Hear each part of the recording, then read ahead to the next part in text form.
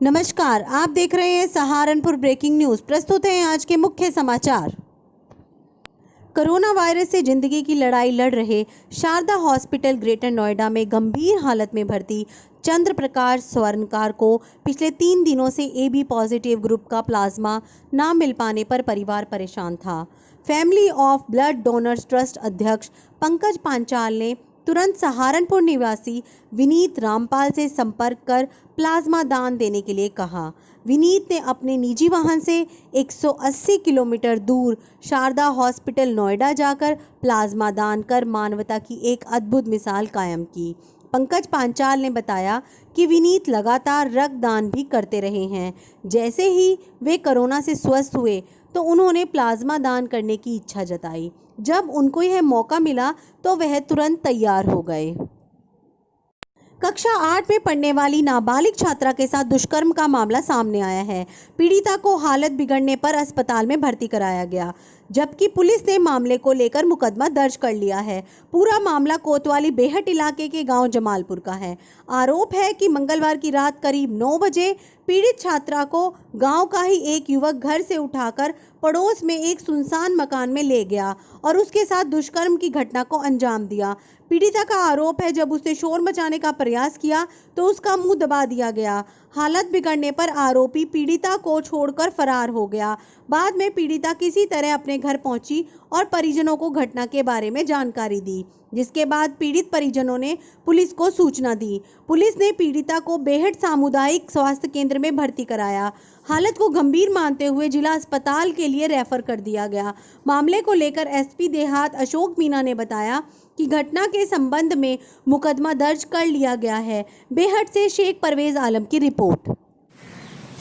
Sir, Behat प्रकरण के बारे में क्या कहना है? कल दिनांक 8/9/2020 को शाम को करीब 9 बजे एक सूचना प्राप्त हुई थी कि ग्राम जमालपुर जो कि बेहट में है, उसमें एक लड़की के साथ बलात्कार की घटना हुई है। तुरंत से पुलिस द्वारा मौके पर पहुंचकर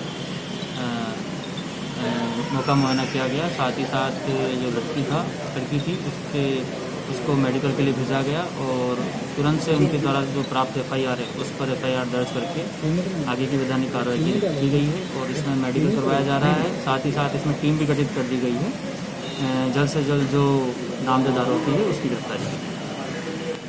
डीएम व एसएसपी द्वारा कोरोना संक्रमण महामारी के दृष्टिगत मौलाना शेख उल हिंद मेडिकल कॉलेज पिलखनी सरसावा का निरीक्षण कर संबंधित को आवश्यक दिशा निर्देश दिए गए।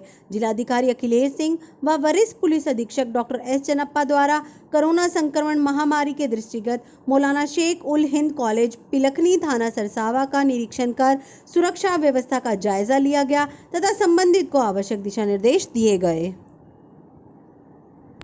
अतिक्रमण हटाओ अभियान के तहत नगर निगम द्वारा नगर आयुक्त ज्ञानेंद्र सिंह व महापौर संजीव वालिया के निर्देशानुसार आज प्रवर्तन दल प्रभारी कर्नल BS नेगी के नेतृत्व में नाजिरपुरा रोड और इंदिरा कॉलोनी में नालियों व सड़कों पर हो रहे अतिक्रमण को JCB द्वारा हटाया गया और लोगों को वार्निंग दी गई कि आगे अतिक्रमण करने पर चालान भी काटे जाएंगे और सख्त से सख्त कार्रवाई भी की जाएगी। अतिक्रमण अभियान में मुख्य रूप से दानिश नकवी, नरेश, प्यारे सिंह, हमराज, नवाजुद्दीन, शिव कुमार व सैनिटरी इंस्पेक्टर अमरीश आदि मौजूद रहे। कांग्रेस के वरिष्ठ नेता सुशील कुमार अंबोली ने आज SSP को प्रार्थना पत्र सौंपते हुए शुगर मिल के खिलाफ कार्रवाई की मांग की। उन्होंने कहा कि बजाज शुगर मिल और गंगनौली मिल ने 15 दिनों से गन्ने का कोई भुगतान नहीं किया है और गन्ने का भुगतान न करने पर उनके खिलाफ सख्त से सख्त कार्रवाई की जाए। उन्होंने कहा कि यह मिल वाले अपनी मनमानी करते हैं और लोगों के गन्नों का भुगतान सही समय पर नहीं करते। ऐसी मिलों को चिन्हित किया जाए और चिन्हित करके ऐसी मिलों के खिलाफ सख्त से सख्त कार्रवाई की जाए तथा किसानों के गन्ने का भुगतान जल्द से जल्द कराने की मांग भी की।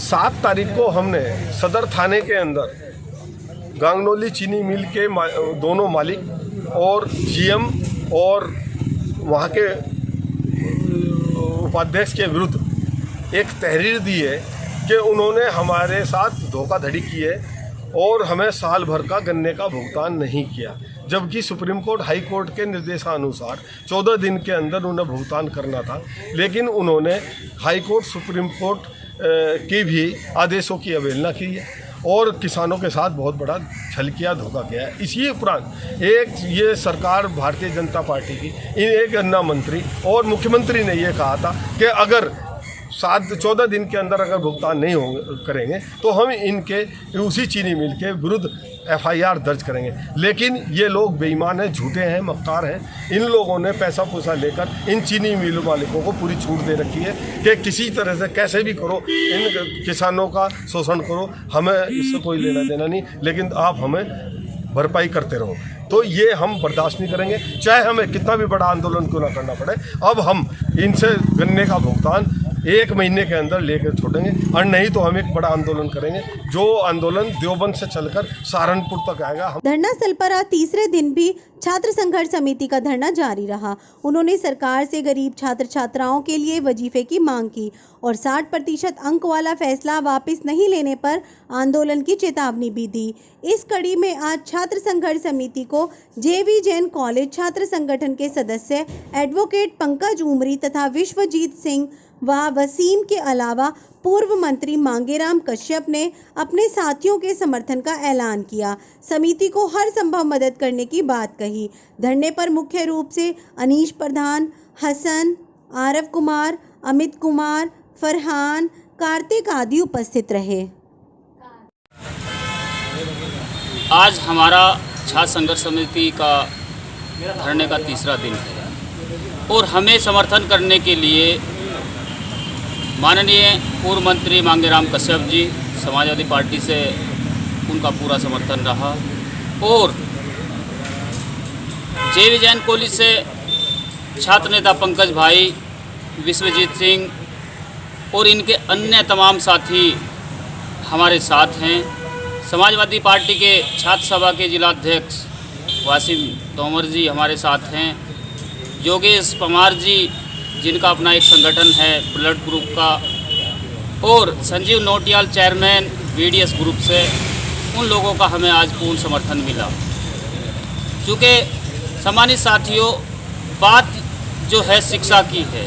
हम जिन 3 बिंदुओं को लेकर सरकार से मांग कर रहे हैं लगातार, क्योंकि माननीय प्रधानमंत्री मोदी जी इस देश को विश्व गुरु बनाना चाहते हैं, मैं पूछना चाहता हूं आखिरकार वो इस देश को विश्व गुरु कैसे बनाएंगे, क्योंकि बिना शिक्षा के इस देश का कोई भी व्यक्ति योग्य नहीं बन सकता।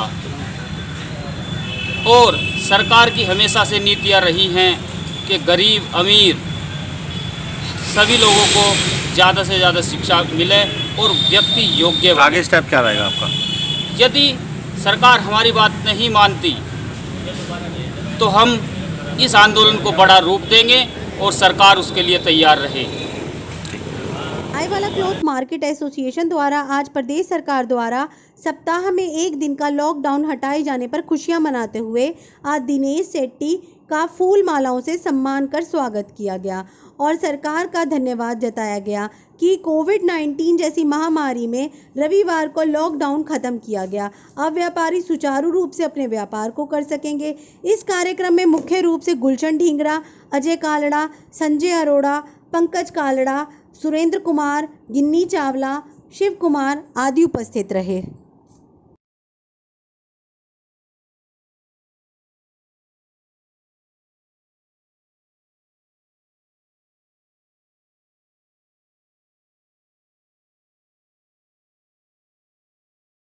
जी के द्वारा जो इतवार का लॉकडाउन था उसे पूर्ण रूप से समाप्त किया गया और साप्ताहिक बंदी पूरे उत्तर प्रदेश में लागू कर दी गई। उसके लिए उत्तर प्रदेश व्यापारी कल्याण बोर्ड की सदस्य होने के नाते मैं उनका आभार प्रकट करता हूं और सहारनपुर के समस्त व्यापारी इससे बहुत खुश हैं, क्योंकि यहाँ कपड़े का जो व्यवसाय, होलसेल का व्यवसाय था, वह बहुत प्रभावित हो रहा था।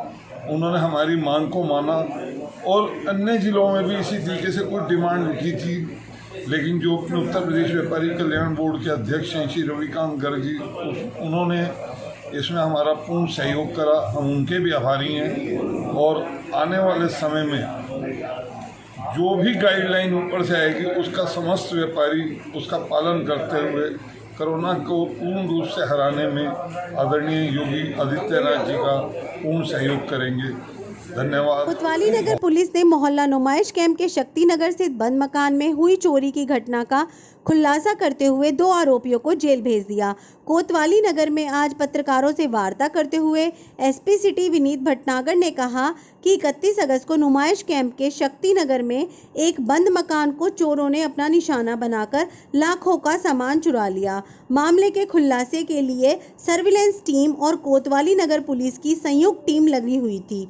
टीम को आरोपियों को पकड़ने में कामयाबी मिल गई। टीम ने 2 शातिर चोरों को गिरफ्तार करते हुए उनके पास से चोरी की नकदी, आभूषण, मोबाइल और चाकू बरामद किए हैं। आरोपियों द्वारा घटना को कबूले जाने के बाद जेल भेज दिया गया। देखिए, थाना कोतवाली नगर पुलिस ने अभी पीछे हाल में कुछ चोरी हुई थी नुमाइश कैंप चौकी क्षेत्र में, उसका खुलासा किया है।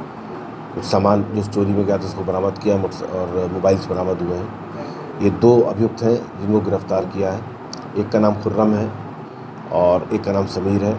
खुर्रम चौकी नवाबगंज क्षेत्र का रहने वाला है और समीर नावता का रहने वाला है। इनकी क्रिमिनल हिस्ट्री है और इनसे पूछताछ करी गई तो कुछ चीज़ें जो बरामद इन्होंने कराई हैं। मुझे लगता है कि इसके बाद में चोरी की जो घटनाएँ हैं उनमें निश्चित रूप से कमी आएगी।